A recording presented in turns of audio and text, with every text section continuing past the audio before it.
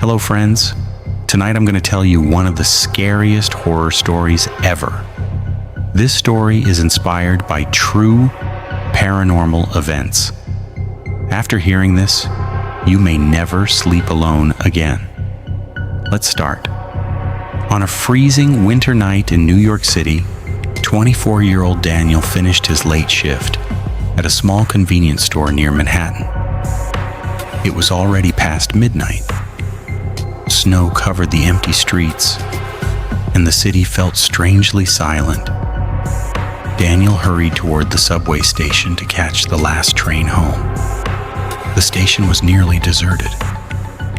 Only a homeless man sat near the stairs, muttering to himself. As Daniel walked past him, the old man suddenly grabbed his wrist tightly. "Don't get on the last train," he whispered. Daniel pulled away uncomfortably and laughed nervously. "Why not?" The man's eyes widened with fear. "Because the dead ride it tonight." Daniel quickly ignored him and stepped onto the platform. A few minutes later, the train arrived with a loud metallic screech. The doors opened slowly. Inside, the train was almost empty. Too empty. Daniel sat near the middle carriage and put on his headphones. At first, everything seemed normal, but after a few minutes, he noticed something strange. Nobody on the train was moving, not even slightly. An old woman sat staring straight ahead without blinking. A man in a black coat stood near the door, completely motionless. Even stranger. The train wasn't stopping at any stations. Daniel looked outside the window. Darkness, just endless darkness rushing past.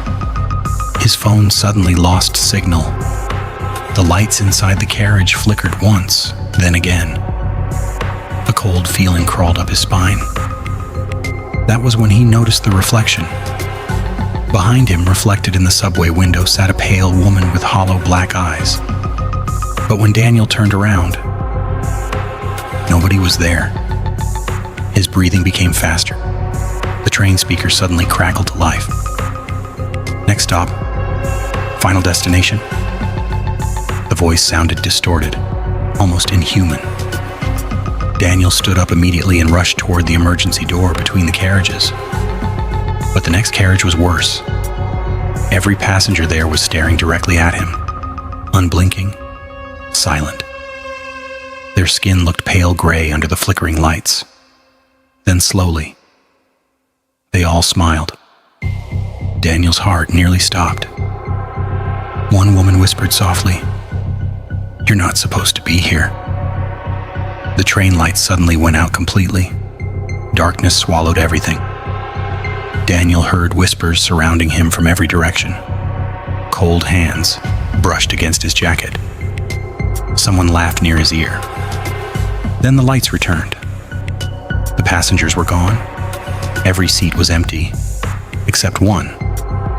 At the far end of the carriage sat the pale woman with black eyes.